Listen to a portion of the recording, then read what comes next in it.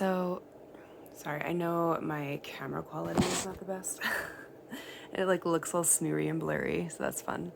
I thought I would like do a little video on like just some changes I've been experiencing. A lot of people know I've been going through like some major shifts in my life, especially with relationships and job stuff, and so there's been a lot of stress, and as a result of like the stress,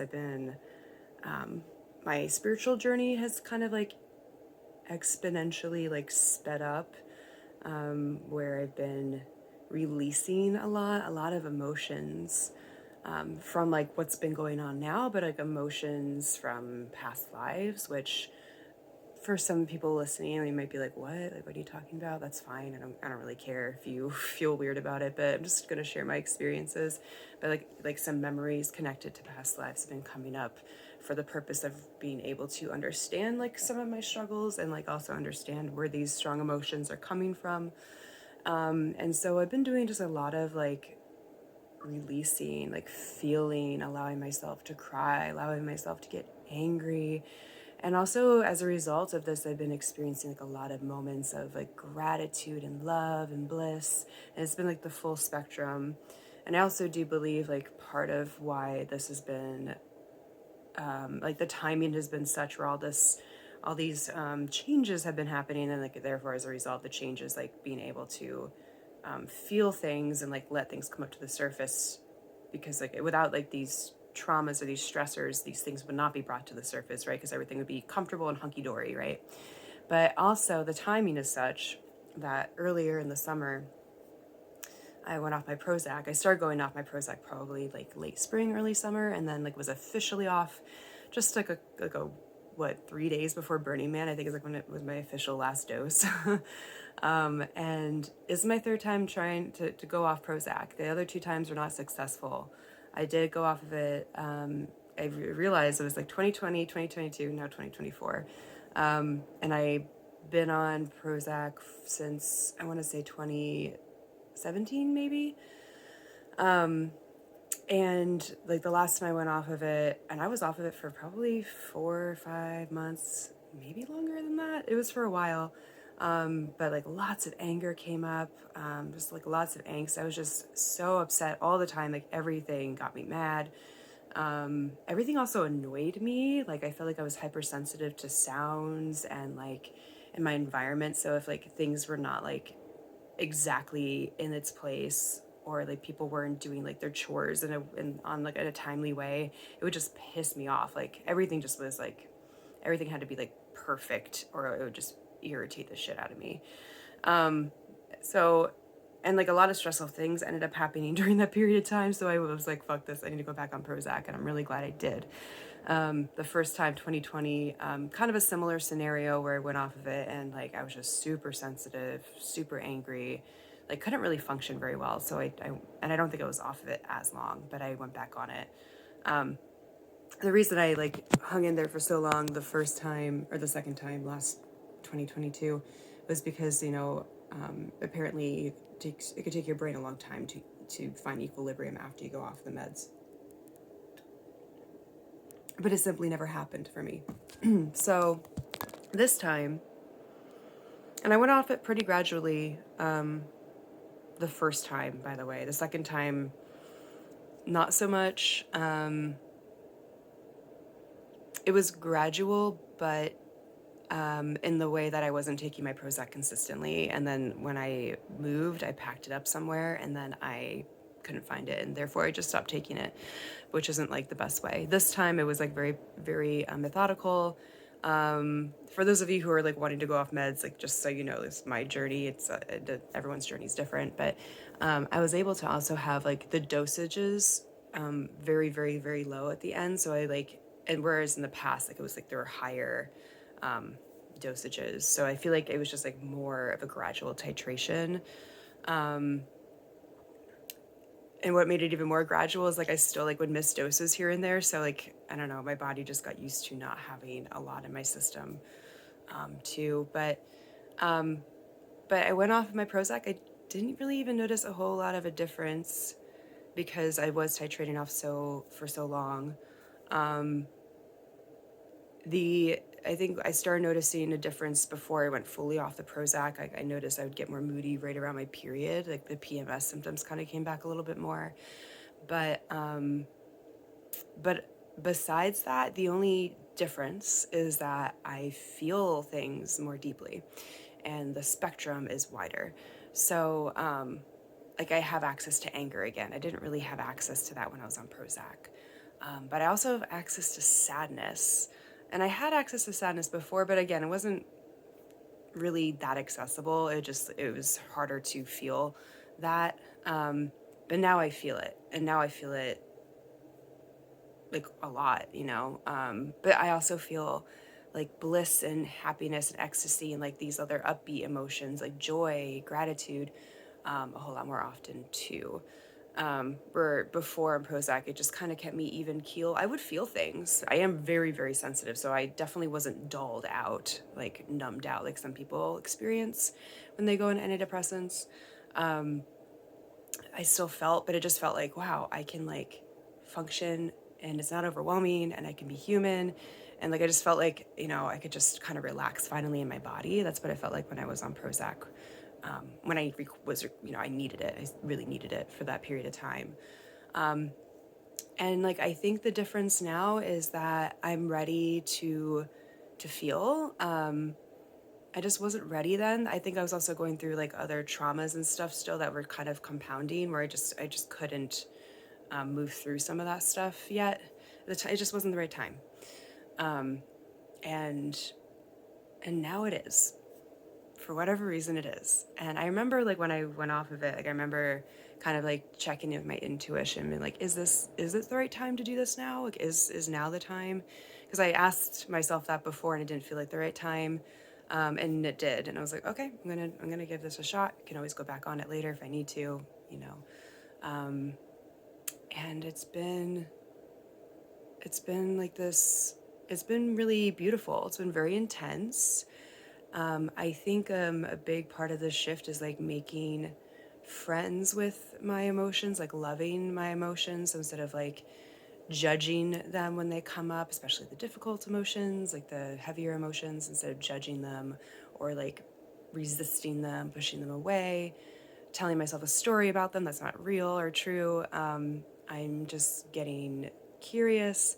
I'm open to them. I'm just, instead of fearing them, because a lot of it's like fear, I'm just allowing myself to experience it. And like some of these emotions are really intense and like some really intense crying where it's like wailing, you know, and like I've even dry heaved because of like some of the like emotions are just like wanting to come up. Like it's very visceral. And like part of what I'm realizing is like I want us as humanity to get to a place where we can experience the full spectrum of emotions with each other, like supporting each other in that. And because I think we're all afraid of like our own emotions, so like of course we can't share those things we're afraid of within ourselves with other people. We have to first make friends with that within ourselves, and then we can share that with other people, and then like share like, oh, like we can experience these things and it's safe. And like I'm sure like that intense emotions can totally trigger other people, especially for those who haven't been able to even allow themselves to feel those emotions in the first place, let alone like not judge them. But like I have like this vision of all of us like back like in indigenous cultures where like they would wail and cry together and like mourn together and like really have that full expression of it. Like that is like what I'm envisioning, where we're able to do that for each other and experience that together and like have this beautiful space where we're just fully experiencing without fear and with love, you know, and like inviting it. So that's been like a big part of my journey recently, is just being able to experience it. And I think going off the Prozac has been a part of that journey. It's not the full journey, and I also think everyone has the ability to access their full range of emotions at any time, regardless of whatever is going on. And everyone's journey is unique. I'm not saying like everyone needs to do that, right? So, but yeah, I've been like basically doing like a lot of like emotional purging of like emotions from like this life from past lives. Holy crap, there's so much just stored in our bodies from all the lives we've experienced. Um, and and as a result, like there's been like shifting in my eating habits where I'm just like not hungry very much. And like sometimes the idea of food like makes me feel nauseated. And I think a part of that, why that's happening, is because I'm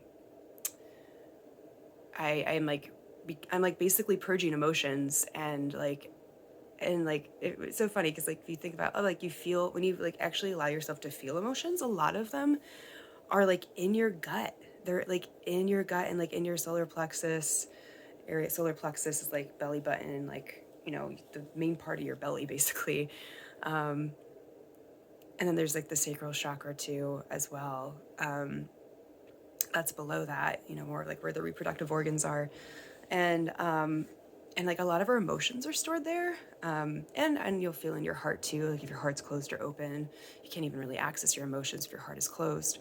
But I'm realizing, I think like a big part of like why the appetite piece has changed is because my body simply needs that room, that space, that freed up energy to be able to process these other emotions, which does get stored in your body and gets stored in your fat and gets stored like it. I mean, that's how illness manifests, really. So, especially chronic illness. So, so that's been a big shift, and I'm monitoring, you know, my body and everything, and trying to be mindful, make sure I am getting enough nutrition and everything. But it is kind of weird to continue to see like myself lose weight. So like over the next couple of weeks, I have to be extra mindful.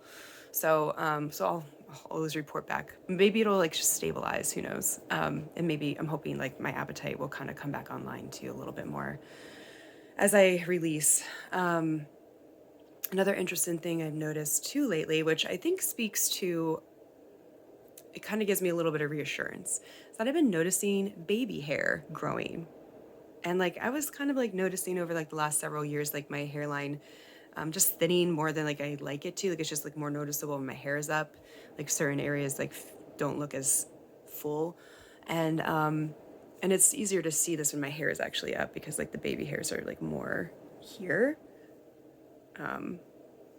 Where are they? Where are the baby hairs? Like I said, it's easier when my hair is up. Yeah, they're like more along here. But some of these hairs are super, super. There we go. So my hair goes all the way down to my butt. So some of these baby hairs are like longer looking, but they're not very long. In the past, like this part of my hairline would only like grow to here the most, and like all of a sudden I noticed like last week there's just like a bunch of like wispy hair that just like falls down, and like it's like this long, and it's always been really short. So like all of a sudden my hair is growing really fast in like these areas where I didn't really have much hair before, and like there's new hair coming out, and that's part of why I feel okay, is like my I would not be growing new hair right now if I was malnourished. You know, like that's probably one of the first things your body's gonna like we're not gonna put energy into like your nails and your hair and your skin, like you're malnourished. Like we want to make sure, like, you know, it's like going into survival mode when that happens, and that's clearly not what's happening. So that's been interesting and like helpful to notice, like, oh, it's okay. Like I'm feeling, and like my body feels good. Like I feel strong. I feel like I don't feel like weak or malnourished. Like I've had those experiences in the past where I felt like something was off. Like I felt like more tired than I should. Like blood pressure's low or something, which I always have that anyway. But I haven't been experiencing that. Like when I went climbing and did yoga last week, like I was sore for a couple of days afterwards, but like I feel like my muscles have repaired, and I felt strong when I was doing it. So like there's all these other signs that are showing me and telling me like I'm okay. I'm not, you know, I'm not starving myself. I'm not malnourished or anything. So that's good to have like that external validation. But yeah, so it's been kind of interesting. Those are like the main things, the eating, so and therefore seeing how my body's changing, and then like my hair. I'm like, this is really fascinating. So I don't know. I have been like, especially the last couple days I've been really like needing a lot more sleep. And I don't know if it's just, I feel like that partly is because of like just like the shifting energies that we're having on planet Earth right now. And again, some of you will be like, this is super woo, what the fuck are you talking about, Shannon? That's fine. But there's been some major like energetic shifts that I've been noticing. And I think like my body just like needs more sleep as a result of these shifts. Solar flares definitely have some impact on that too. We did have some like major solar flares a few days ago. And then like on Halloween too. And I think like we're kind of integrating that energy. And again, some of you may not even be super aware of that that's what's happening, but that's okay. I'm becoming more aware. I wasn't aware of it either until like more recently, where I'm like, oh, this kind of like is making more sense now. So, yeah. So I don't know. Just thought I'd share kind of like some of my thoughts. But yeah, it's been a really intense time. I It's been a really beautiful time, but it's been intense, and I know like we're honestly the next couple years like we're in for a ride. We humans are in for a ride. There's going to be a lot of big changes and chaos, and some else really beautiful things as a result of that. So I mean, my work, and I think all of our work, is to find peace amidst the chaos, and also to like find what brings us bliss and joy, and to really pour all of our energy into that instead of like pouring our energy into the things that we don't want, the things that we're fearing. And don't ignore your fear. It's there for learning, but get curious about the fear and examine the fear rather than like avoid it or feed it, like make the fear bigger. That, it's all an illusion anyway. Which again, like these are a lot of big topics to unpack, but yeah, so now is actually like the really important time to find your joy and to find things that light you up. So make sure you do that. I've been doing that as best I can. There's been some moments where it's been really hard to do that because the emotions are just so strong. And I also trust that those emotions are temporary, and they are, and they have been. And sometimes they also kind of like loop around because maybe it's a titration of like needing to experience this emotion, but you can only do small chunks at a time because it's just too much to like experience it all at once, right? So, and grief is kind of like that too. I think that's why grief is like this cycle, and it's not even a cycle that goes in any particular order, because there's complex emotions to be experienced as a result of grief and loss and change. So, and like grief isn't just related to death. It is related to death, but not necessarily like someone dying, right? Like it's the death of a relationship, the death of a job, the death of your identity, the death of how you perceive reality. Like the reality that you always believed to be true is now a different reality. That's a grief process. So like that is going to be a big part of our experience in order to let go and make room for new things. And there's like lots of joy in that experience too. So find your joy and trust that it'll all be okay. Whatever you're going through, whether it's like a small thing, I just having a bad day, or it's a big change, or it's like, more of like the collective changes, especially with this election that just came up. I know that really shook a lot of people's worlds. So just trust that. And it's up to you to trust, but I encourage you to trust that it'll all be okay, that there's purpose for this chaos. It's not random. I've come to the place, and this is again like all a process where I've gotten to this place of believing and knowing that nothing is random, nothing is a coincidence, nothing is, it's all, there's all a purpose behind it all. And again, we can get into the weeds as to like why I've come to that conclusion, but yeah, find the beauty. It's the important thing, because it is everywhere. So, okay. I love everybody. I'll talk to you later.